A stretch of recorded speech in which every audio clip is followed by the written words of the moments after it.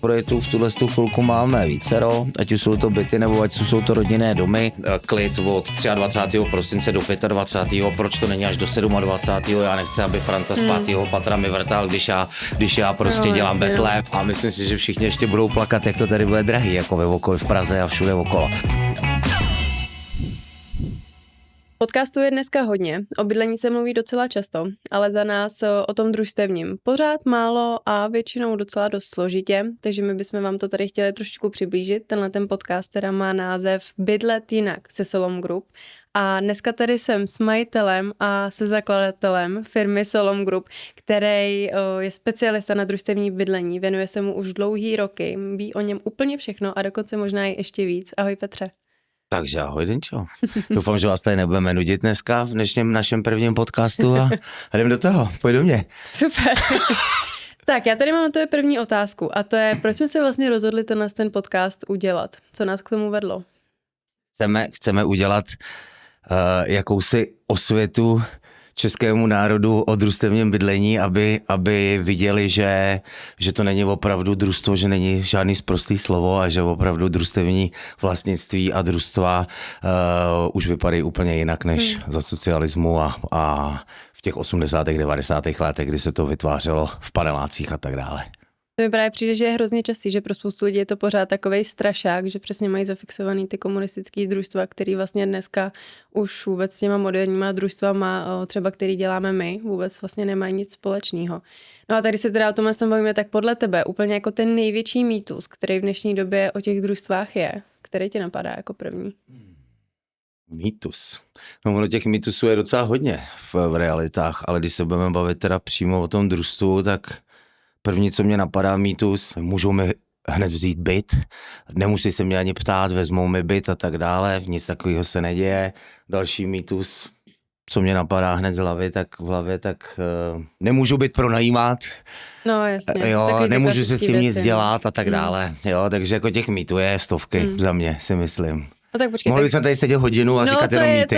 To je mi právě jasný, že ty by si tady o tom vyprávěl do zítra, ale asi teda, když bychom začali úplně od začátku, tak pro lidi, kteří si třeba náš podcast pustí a vlastně je to zajímá, protože přesně třeba tyhle si předsudky mají, tak už si to dělal spoustukrát, dokonce několikrát jsem byla i u toho, když by si prostě seděl naproti člověku, kterýmu by si měl vysvětlit družstvo, vůbec přesně netuší, nebo možná ví jenom přesně, že babička měla tamhle někde v paneláku družstevní byt a tak dále a tak dále. Jak by si to vlastně úplně jako jednoduše vysvětlil někomu, kdo prostě vlastně neví?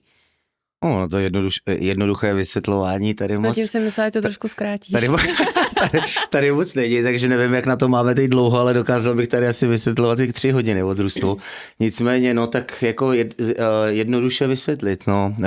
Je to jenom jiná varianta financování a jiná varianta pořízení nemovitosti za mě, která má spoustu odlišných věcí oproti osobnímu vlastnictví, nicméně jako v dnešní době ty moderní družstva už fungují úplně jinak, co jsme si už říkali a si myslím si, že se k tomu ještě vrátíme. Tak jednoduše jiná varianta nákupu nemovitostí a leckdy jednodušší. Tak primárně jako asi jeden z takových těch jako nejhlavnějších rozdílů je třeba to, že je to daleko rychlejší, prostě se dostat k tomu družstevnímu bytu. Jednak vůči bance a tak dále nemáš úplně nějaký jako břemeno toho, že by si musel dokazovat své příjmy, procházet nějakým jako složitým jako zkoumáním ze strany banky, což třeba právě u těch hypoték, což je teď docela aktuální téma, protože vlastně ty úrokové sazby, které teď na trhu máme, tak jsou šílený a lidi, kteří si třeba před 2 lety pořídili družstevní byt s úrokovou sazbou, dejme tomu třeba kolem 5 nebo lehce pod 5, tak mají vlastně docela vyhráno.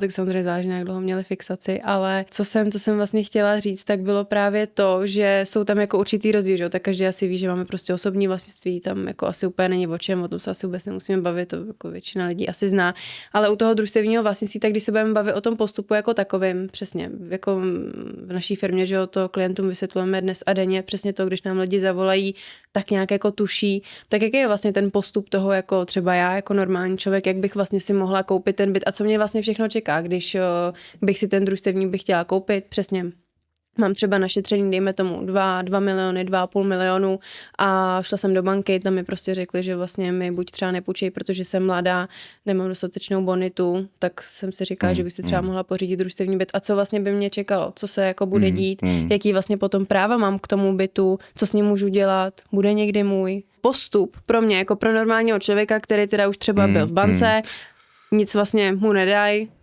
nějaký peníze má a chce být. Já si myslím, že si na to upozornila správně. Ono jako v dnešní době prostě je spoustu lidí, kteří určitě mají našetřeno, dokážou si koupit, nebo dokázali by si koupit ten byt v osobním vlastnictví, ale bohužel přesně narazili na tu byrokracii a na ty mantinely v bance, že díky příjmům a veškerému tomu schvalování jim tu hypotéku nedají, i když mají ty vlastní zdroje. Jo? Oproti tomu v tom družstvu ty vlastní zdroje, když mají, tak vlastně dá se říct, nepotřebují už nic jiného. Jo? Takže vlastně ten proces je velmi, velmi jednoduchý oproti osobnímu vlastnictví i díky tomu, že to neprochází přes katastr. To znamená, že já, když si budu chtít opravdu koupit od developera nebo nejlépe od nás nějaký družstevní byt, přinesu akontaci, která je rozdílná jak u bytu, tak u domu. K tomu si myslím, že se asi ještě dostaneme. A bydlím.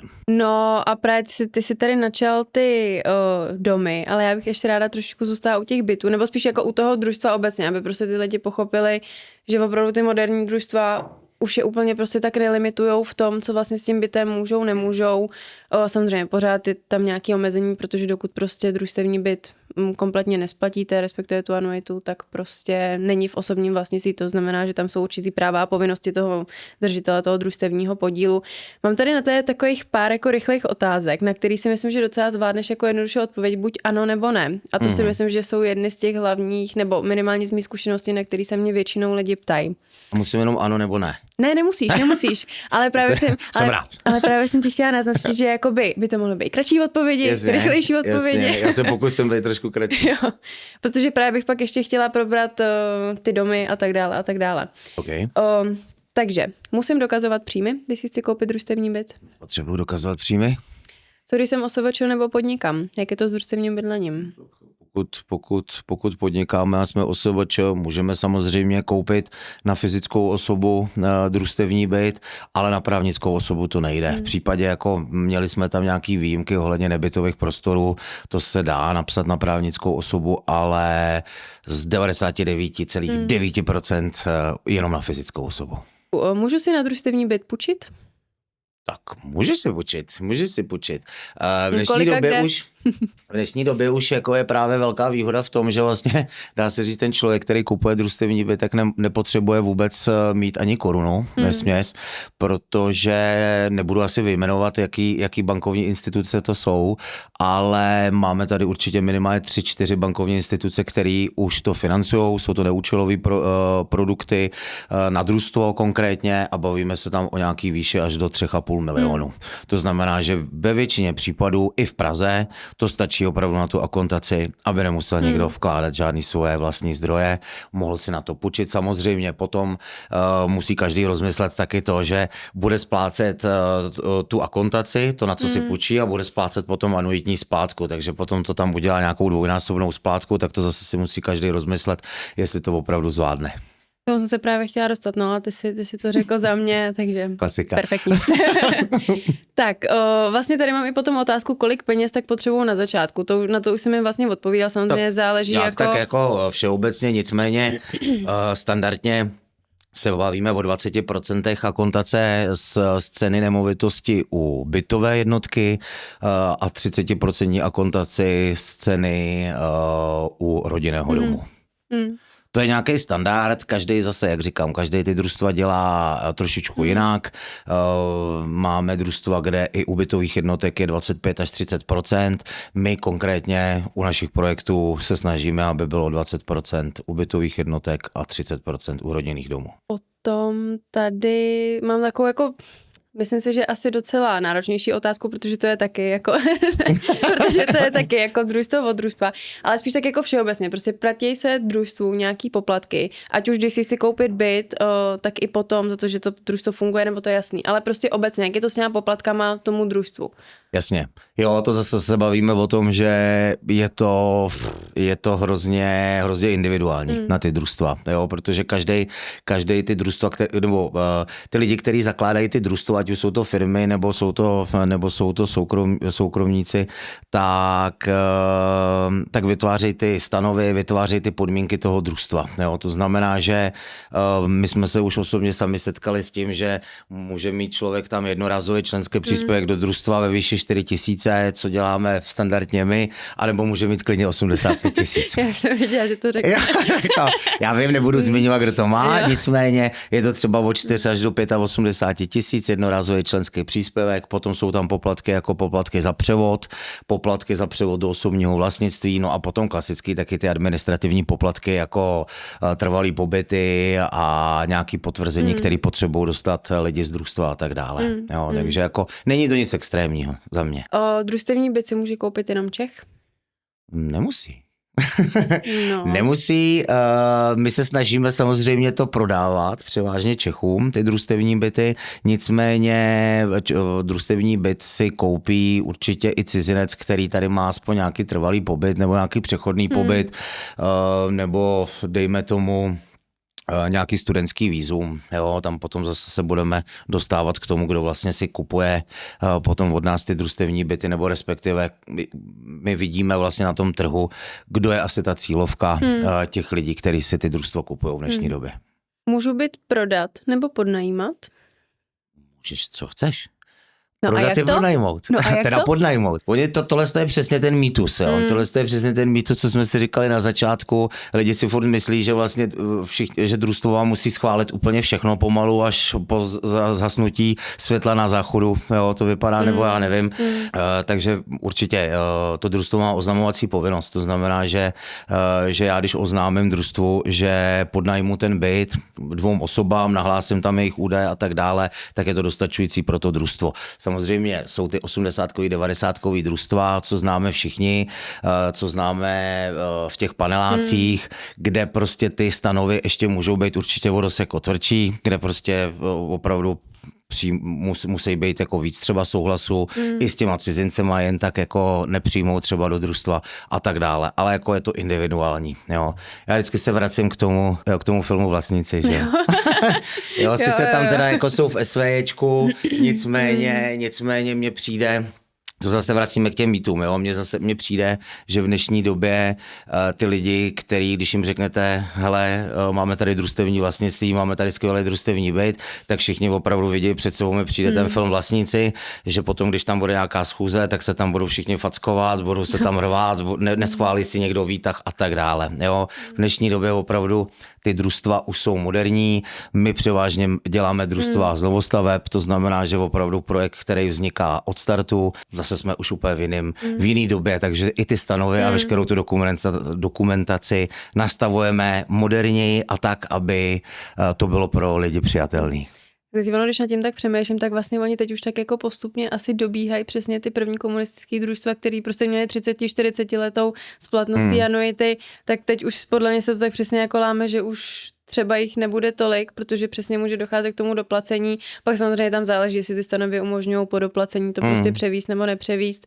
Ale že vlastně si myslím, že teď už se to pomalu prostě vymění čistě za ty moderní družstva, který ty stanovy mají daleko víc jako taký friendly, bych řekla, k těm vlastně je to tak, jak říkáš, že vlastně jako ty starý družstva, ale paradox na tom je, že ty starý družstva ještě fungujou, jo, protože jsou tam ty starší ročníky, to znamená, že oni vědí, že to družstvo funguje a nepotřebují to měnit, jo, nechtějí to ani převádět do toho osobního vlastnictví, oni tam všichni jsou už se splacenou anuitou, takže vlastně neplatí nic už, ale vyhovuje jim ten model toho družstva, takže chtějí to nechat v družstvu a nechtějí vůbec se o tom bavit, že se to bude převádět, jo. To jsou taky tyhle standardní modely. No a je mi jasný, že spoustu lidí určitě zajímá přesně, co když se stane buď mně, nebo někomu přesně v tom družstvu, že nebudu moc splácet, nebo někdo v družstvu prostě přestane splácet, tak jako já to budu muset za něj platit, nebo... No to máš blbý, no. Samozřejmě, jako když nemám na placení, tak je to úplně, dá se říct, stejné, jako když nemám na placení hypotéky. Tam se nic moc nemění. Většinou ty družstva možná můžou být i trošičku rychlejší v nějakém tom vyhazovu z toho družstva, když se neplatí, protože pokud, já nevím, v osobním vlastnictví, když je hypotéka, tak pokud se zesplatňuje úvěr, tak trvá třeba 3 až 6 měsíců, když se neplatí, potom tam začínají nastávat nějaký dohody mezi bankou a mezi tím věřitelem. Může se to natáhnout i přes soudy třeba na rok až 2 roky klidně, jo, by oko si myslím. U toho družstva je jasný, že když se pár měsíců prostě neplatí, pošlou se 1, 2, 3 výzvy, udělá se schůze, kde se odhlasuje, že ten člověk neplatí, jestli to bude řešit, nebude to řešit. Případně, když nemá zájem to řešit dál, tak se svolá další schůze, vyloučí se ten člen z družstva a zbytem se potom nakládá tak, jak rozhodne vlastně většina v tom družstvu. Jo, vždycky v družstvu to funguje tak, že každý jeden byt, jeden hlas. Takže no a dobře, když teda by se tohle v nějakém družstvu stalo, protože to je taky jedna ze strašně častých otázek, který dostávám, tak tak v případě, když teda by prostě ten držitel toho konkrétního družstevního podílu k tomu danému bytu prostě nebyl, zmizel, jasně. Pryč prostě, tak jestli, když teda družstvo se dohodne, že ho teda bude podnajímat nebo ho prodá, tak vlastně co to znamená? Kam jdou potom ty peníze? To jako si je družstvo nechá, pak z toho něco opraví, nebo... Jasně. Je to zase na dohodě prostě individuální v tom družstvu. Jo, můžou udělat to, že to prodají, rozdělej to mezi všechny družstevníky, jim se poníží anuita na ten celkový úvěr družstva. Můžou to přesně opravdu nechat v tom družstvu a podnajímat a mít nějaký peníze, které potom půjdou do třeba fondu oprav a tak dále. Ale většinou se to nestává. Jako když my se bavíme o tom, že já jsem někde okolo 17 let na tom trhu nemovitostním, ty družstva děláme opravdu 10 let aktivně, tak jestli jsem to za těch 10 let zažil jako jednou, tak je to jako moc. Není to už teď taky u těch moderních družstev, jako opravdu u těch starých paneláků. Jo? Tam jsem zažil i slyšel spoustu případů, kdy opravdu skoro bez svolení, nebo jako, že ten člověk, který nereagoval, byl to starší člověk, prostě nechodil na ty schůze, tak ho prostě jako jednoduše vyloučili a okradli o ty byty. Ale to jsou prostě věci 90. Tak to asi vůbec nemá cenu to se tady jako rozebírat. Tak teď jsme vlastně probrali takový nějaký jako základ, takže si myslím, že ten, kdo se ten podcast pustil, tak už asi jako se možná nějak, nebo doufáme, trošičku orientuje v tom družstevním vlastnictví. Když by si měl říct, tak pro koho je vlastně družstevní byt ideální? Je to spíš pro mladší nebo pro starší? Kdo je vlastně jako ta cílovka toho družstevního bydlení? Protože samozřejmě ještě jedna z dalších otázek, když tam máme třeba nastavenou délku té splatnosti toho úvěru, respektive ty anuity na 35 let a bude mi třeba 60, tak můžu si vůbec vzít vlastně ten družstevní byt? Nechci teda tady říkat úplně konkrétní případ u některých lidí, kteří si to od nás vzali. Máme to v hlavě oba dva. Ale máme to v hlavě. Je to jako fakt široká škála, jo. Může to být pro mladý, může to být, s čím se setkáváme dost často po nějakých rozvodech pro manželky, který jejich bývalí manželové nechtějí platit celou částku za nějaký byt, tak jim zaplatí akontaci za družstvo na družstvo a řeknou jim, hele, splácej si, tady máš byt. Další věc, může to být opravdu jako startovací bydlení pro mladý, kdy rodiče mají ušetřený nějaký peníze, nechtějí jim kupovat za celou částku byt, koupí jim opravdu to družstvo a řeknou, dobře, tak tady máš byt a splácej si stejně tak, jako by si splácel nájem. Jo. Další jako varianta asi pro koho, za mě i právě pro ty starší lidi, 40+, kdy už mají velký problém s tím dostat tu hypotéku. I když vydělávají hodně, tak prostě jim nechtějí dát tu hypotéku, protože s nějakou 35 letou splatností tam už prostě v tom banka vidí nějaký problém, což tady u družstva my neřešíme. Ať nám je 40 nebo 60, můžeme určitě vstoupit do družstva. Ještě než se dostaneme k tomu, jak jsme tady naťukávali trošičku ty rodinný domy, protože to si myslím, že je velká třešnička na dortu, tak mě ještě napadla jedna otázka. Když bych si chtěla podívat, jestli někdo, třeba z mý rodiny nebo z mých známých, vlastní družstevní byt, zjistím to nějak? Nevím, třeba na katastru? No, to je dobrá otázka, nezjistíš, no, na katastru bude určitě vidět po zaměření jednotek a po vkladu vlastně prohlášení vlastníka, tak samozřejmě bude tam vidět u té konkrétní jednotky bytové družstvo, které je to vlastní. Dokud ten člověk opravdu nezaplatí tu anuitu, nesplatí to, bude tam vidět bytové družstvo. Já třeba zrovna tady konkrétně fakt jako nevidím rozdíl, jak se spoustu lidí bojí družstvo versus osobní vlastnictví. Pokud se koukneme na katastr u osobního vlastnictví, jasně máte tam jméno, ale stejně máte dole nějakou zástavu. Jo? To znamená, že opravdu reálně vy to stejně nevlastníte, dokud to nezaplatíte té bance. A je to úplně stejný model v družstvu. To znamená, že v družstvu na katastru uvidíte bytový družstvo a ten družstevník má nájemní smlouvu s družstvem, která je na dobu neurčitou. Tak, tohle se mě vlastně přivádí k další otázce. Co teda se opravdu stane, když vlastně nám náš klient, potenciální klient v tuhletu chvíli, řekne, chci družstevní byt od Solom Group. Co se vlastně všechno děje? Aby prostě ty lidi se dokázali představit, jakou třeba dokumentaci musí podepisovat, že prostě my jim nepřineseme 4 šanony různých papírů, budou mít 10 minut na to si to přečíst, musí to podepsat, jinak prostě byt nedostanou. Co se vlastně děje? Jasný, zajímá tě prostě celkově ten proces. Já vám to teda řeknu.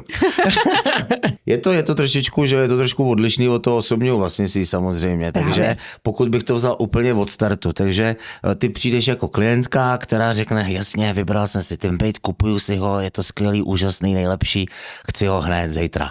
Takže my připravíme rezervační smlouvu, kde dáváme nějaký termíny, podepíšeme rezervační smlouvu, stejně tak, jako se podepisují rezervační smlouvy u osobního vlastnictví, kde dáváme... Je to nějak jako omezený jako doba té rezervační smlouvy? Nemusíme, je to jako vždycky na dohodě, samozřejmě, nicméně jako u toho osobního vlastnictví jsou všichni zvyklí dávat nějakých třeba 60-70 dní kvůli úvěru. U družstva je ten standard klidně do 30 dní, jo, aby se podepsalo, protože ten proces je dost rychlejší.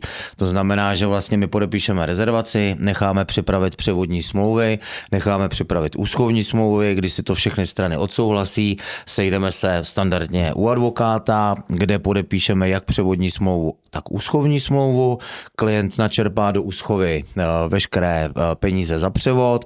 Když vidíme, že jsou peníze načerpaný, tak bereme převodní smlouvu, dáváme ji na družstvo a v tu chvilku, díky tomu, že to je oznamovací povinnost, tak v tu chvilku při nějakým potvrzením, ono to může být buď osobní potvrzení od předsedy, místopředsedy, kdo má prostě razítko, kdo má ten titul na to, aby to mohl udělat, ale v dnešní moderní době se to dá udělat určitě rychleji a lépe, to znamená zaslání do datové schránky nebo zaslání poštou klidně. Jo, to znamená, že to družstvo, když to přijme, jak z datovky. Poštou teda.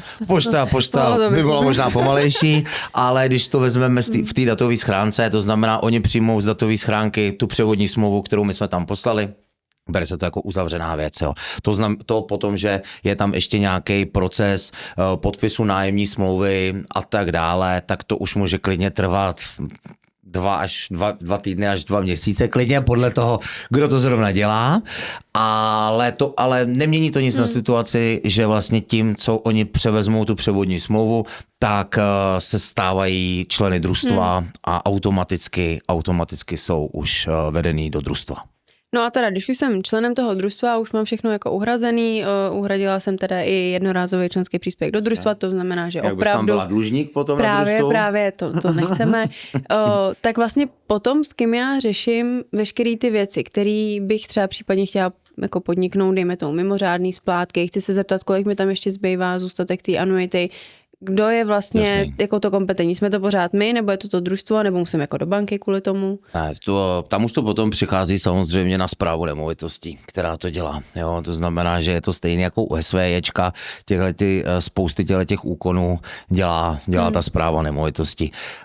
Tam vždycky radím, vyberte si fakt opravdu dobrou správu nemovitosti, protože na trhu jich je spousty, ale je jich opravdu jak šafránu těch, který dokážou reagovat rychle a nečekáte na každý potvrzení 2 měsíce. No a ještě teď si mě... Nebudeme zmiňovat. Ne, nebudeme. Nebudeme konkrétní. No a tohle s tím vlastně, co jsi tady říkal, tak mě to ještě navedlo na jednu taky velmi častou otázku. nebylo by to poprvé, kdy se nám třeba v nějakém developerském projektu stalo, že prostě část z té jedné budovy je v osobním vlastnictví a část prostě je v tom družstevním. Jak to potom funguje schůze SVčko versus družstvo? Nějak jako spolu komunikujou? Nebo... Je to všechno spojené dohromady. To znamená, jestli je tam SVčko a je tam družstvo, schůze jsou společné a rozhoduje se, dá se říct úplně, rozhoduje se hromadně vlastně. To znamená, jako není tam žádná výhoda, že by ty měli víc hlasů nebo větší možnosti někoho přehlasovat, když se bude domlouvat na družstvu nějaké nové okolnosti, já nevím, chceme udělat novou fasádu, chceme udělat tohleto novýho a tohle, tak každopádně mají tam ty hlasy všichni stejný, takže je úplně jedno, jestli je to SVčko nebo je to družstvo. No to jo, tak aby jsem se zase správně chápala, tak jako Pepík z osobního nemůže rozhodovat o mém družstevním bytě. Nemůže. To je jenom jako, aby jsme a to ono jako měli. zase, jo, potom ty schůze a to rozhodování, zase je to individuální. Pokud se budeme bavit o družstvu, který tady funguje 30 let, tak tam je prostě víc věcí, které se teď třeba už musí schvalovat a musí se na to brát úvěry na nějaký opravy a tak dále, ale u těch moderních družstvech, co děláme, co jsou novostavby, tak tam prvních 10 let si troufnu říct, že vlastně se nic neřeší. Až na to, že na první schůzi se maximálně tak odsouhlasí, že si to můžou převádět do osobního vlastnictví všichni a schválí se domovní řád, který je vlastně potom pro všechny důležitý. Tyhle ty schůze těch nebo tyhle projednávání těch domovních řádů jsou dost často hodně vtipný, kdy se tam třeba řeší, že proč tady je klid od 23. prosince do 25. Proč to není až do 27. Já nechci, aby Franta z 5. patra mi vrtal, když já prostě dělám betlém, nebo jo, takže to je vlastně, dá se říct, vždycky to nejhorší na začátku, aby se schválil ten domovní řád, aby všichni byli v pohodě, aby tam všichni jako respektovali ty svoje sousedy, což musí dělat lidi i v SVčku. Jo, jako opravdu, pokud bydlím s dalšíma 50 lidma, tak bych měl být trošičku měl bych trošku respektovat i ty ostatní. No a my to tady furt mi přijde tak jako nakousáváme vlastně, že my jako něco děláme, že jako nějaký družstevní byty jako máme, tak jak to teda je? Tak jak to teda je? Jaké družstvo máme? No, protože to se teda stává i mně, když někomu jako tak nějak jako popisuju svoji práci, tak vlastně jako dostávám často otázku, a vy jste teda jako developeři, nebo jako jste realitka, nebo jasně. to... Tak pojď to lidem trošku vysvětlit. Tak jasně, tak máme tady developery, který samozřejmě staví už od startu ze stavby jako družstevní. Jo. Potom jsou tady jako i jiné entity, který to kombinujou, jak družstvo, tak osobko. Stejně tak jako my. My to máme taky individuálně v tom, že teď máme třeba projekt v Čimicích, který jsme kupovali, ten budeme dělat asi jako celý jako družstvo a je od startu, to znamená, že my od startu opravdu víme, jak to bude vypadat, můžeme to kontrolovat a můžeme opravdu být v tom procesu už od začátku. Je to několik i dalších projektů, který máme, no ale potom jsou třeba projekty, kde my vstoupíme třeba už do nějaké rozestavenosti budovy, developerovi se nedaří prodat nějaký ty jednotky tam, my přijdeme, když dostaneme lepší cenu, koupíme nějaký soubor nemovitostí a vytvoříme z toho družstvo. Jo, ty družstva my vytváříme taky proto, že je to prostě nějaká možnost pro lidi, je to nějaká další možnost pro lidi, aby mohli mít vlastní bydlení. Protože jako spoustu lidí, kteří jsou okolo nás, vydělávají pěkný peníze, nedokážou prostě dostat v bance, ať už je to prostě kvůli nějakým limitům, nebo ať už je to prostě kvůli nějaký historie. Jo, řeknu příklad, Pepa ve 20 letech prostě nezaplatil za telefon, má tam prostě nějaký škraloup, teď už mu prostě v bance nedají hypotéku, přitom vydělává peníze, jeho jediná možnost je koupit si to družstvo. Jo. To družstvo vlastně jako nelimituje ani toho člověka, aby si to převedlo do osobního vlastnictví. Jo. My se teď tady zase bavíme o těch moderních družstvech, co děláme i my, ale za mě to dělají i jiní lidi už tu chvilku. Máme tam ty možnosti, že jednou nebo dvakrát ročně můžeme převízt do osobního vlastnictví, můžeme umořit tu anuitu, jak chceme, a pokud my to doplatíme, převedeme si to do osobního vlastnictví, z toho družstva jdeme ven a jsme v klasickém SVčku. Takže je to kus od kusu, no, prostě jak kdo to cítí. Někdo je šikovný. No a ještě další věc, kterou jsme tady nakousli, tak to jsou ty družstevní domy. To je taková docela jako raritka, protože tak samozřejmě bavili jsme se o tom jako několikrát, že úplně moc lidí to tady nedělá. Když už si teda někdo má nějaký povědomí o tom družstvu a když už teda aspoň si nepředstavuje to komunistický a ví, že už jsou nějakým způsobem moderní, tak si myslím, že hrozně moc lidí vlastně ani nenapadne, že by vůbec mohli mít nějakou možnost dostat se třeba k družstevnímu domu. Spoustu lidí chce bydlet v domě, ale samozřejmě prostě hypotéky, ceny, úplně to jako tomu nejde naproti. A my jeden takový projekt máme. Je to tak. On není jenom jeden, my jich máme více, těch rodinných domů. No, tak jako spuštěnej máme jasně. to. Jo, jako do těch rodinných domů jsme se chtěli pustit kvůli tomu, že přesně jak ty říkáš, no. Nikdo to tady nedělá, myslím si, že jsme tohle tady docela odpálili jako ty družstva v těch rodinných domech a myslím si, že to je zase další prostě možnost pro lidi. Oni jsou tam ty podmínky trošičku horší v tom základu, co člověk musí složit, protože u těch rodinných domů. Co tím myslíš? Myslíš teda úrokovou sazbu? Ne. Úroková sazba, všechno to máme vlastně stejný, ale jenom ty vlastní zdroje na začátku, jo? Že nám banka vlastně nepovolí dát 20%, ale musíme dát minimálně 30% akontaci. Je to i kvůli nějakým těm bankovním nařízením, aby měli jistotu, že opravdu jsou to už dražší prostě nemovitosti. No. Ale ty rodinný domy, my jsme vlastně převzali jeden projekt před časem v Odoleně Vodě konkrétně, který si myslím, že se vyprodal velmi rychle v družstvu. No a teď to, co teď vlastně děláme, tak máme u Mladý Boleslavi v Brocích, rodinný domy řadový. No, ty to řekni pořádně, jsou to Brocích. Jsou to Broce. Jsem nechtěl dělat takovou reklamu, ale jako měl bych. Jakože sám sobě jsi nechtěl dělat reklamu, chápu správně. Tak o to tady jsme, ne. No ne, tak aby se právě lidi na to mohli podívat, jako co vlastně si můžou jako takže pořídit. máme v Brocích řadový domy, připravujeme další domy v Vinštejně a připravujeme krásný dvojdomy, který už se začalo stavět v Třeboradicích. Takže ty domy se nám líbí, stejně jako byty a stejně jako i, když ty se jako narazila na ty domy, tak já bych chtěl ještě třeba připomenout, že jsme i za mě si myslím jako první spustili družstevní apartmány na horách a to mi přijde taky velmi jako skvělý.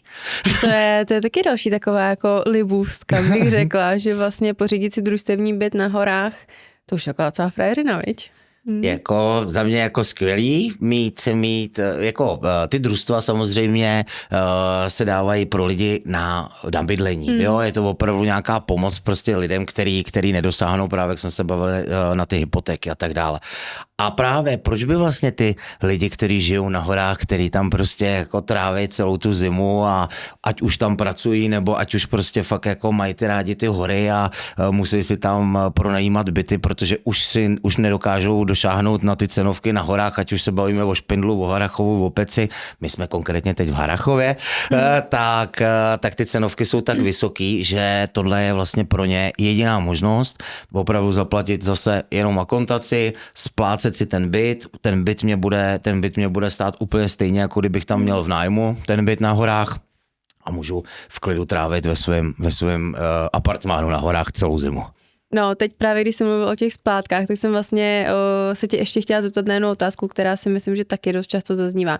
Můžu vlastně ten svůj družstevní byt, v případě, že to nechci vlastně úplně třeba ke svému bydlení, když už nějaký byt mám, můžu ho vlastně považovat svým způsobem jako investici, když teda družstvo povoluje to, že ho můžu podnajímat, přesně, mám třeba 3letý dítě, vím, že jednou prostě ten byt bude jí, ale tak samozřejmě do té doby ho prázdný nenechám, můžu ho třeba podnajímat.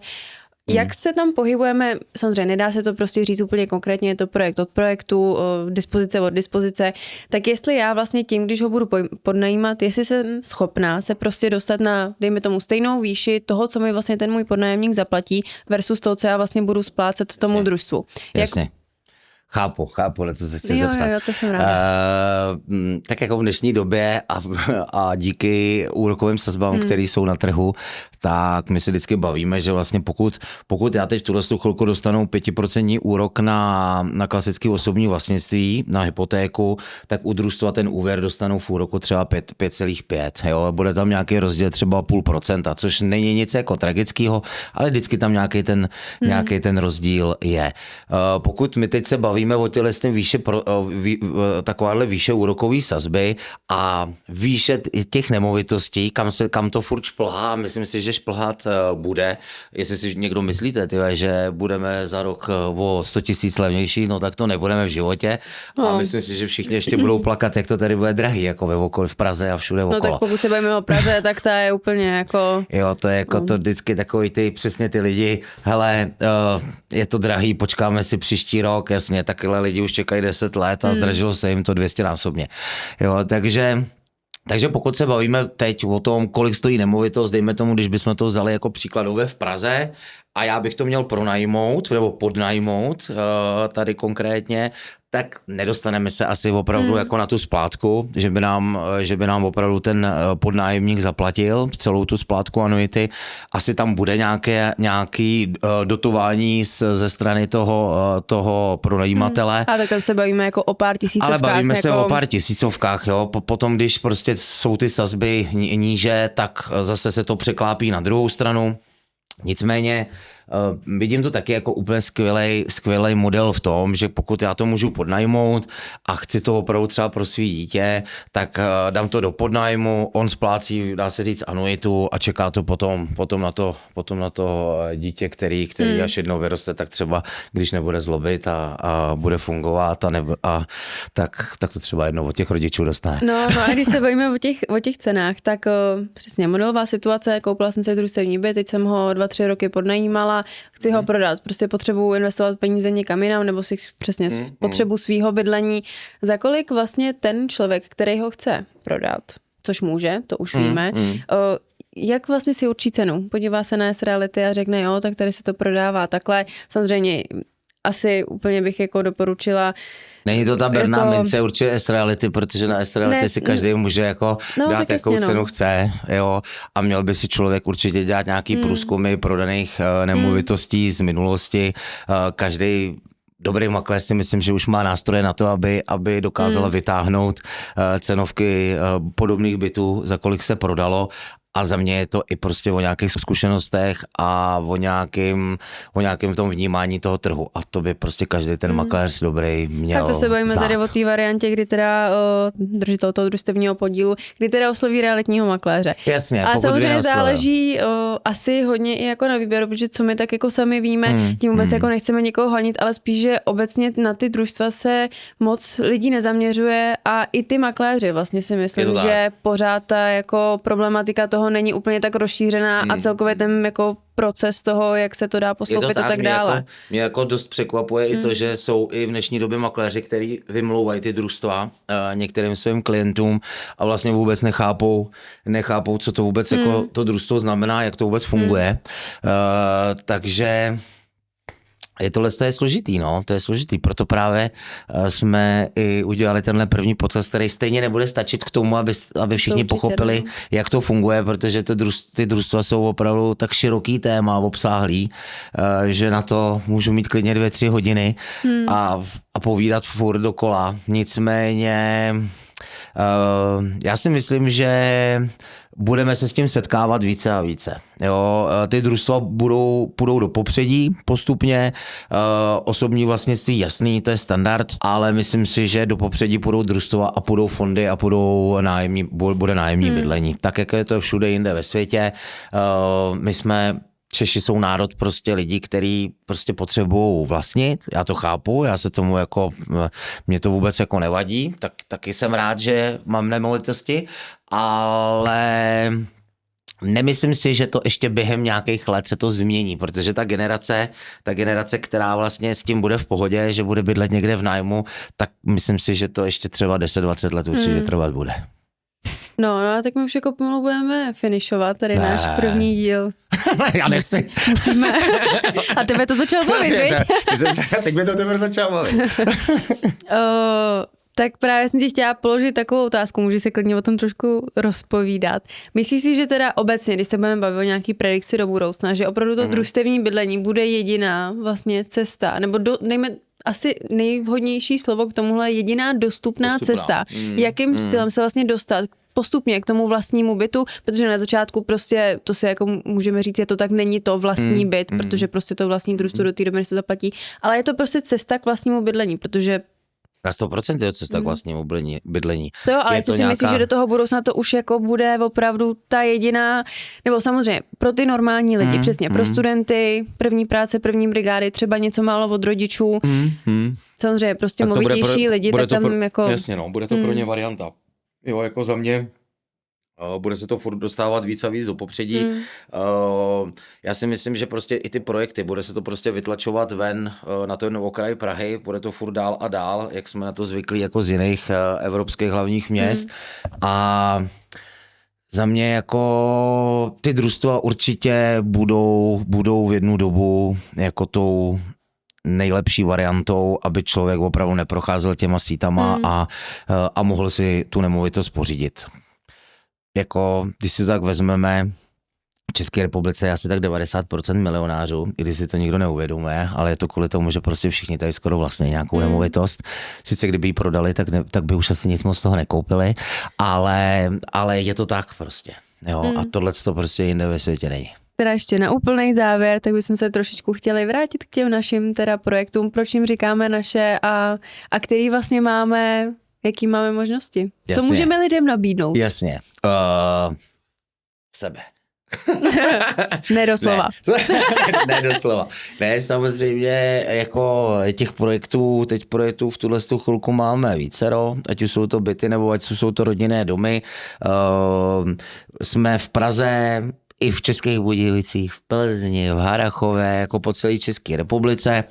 Myslím si, že začínáme do toho trošičku více šlapat do těch družstev, protože vidíme, že prostě opravdu je to nějaká pomoci pro lidi a trošičku otevřít to dostupné bydlení v tomhletom.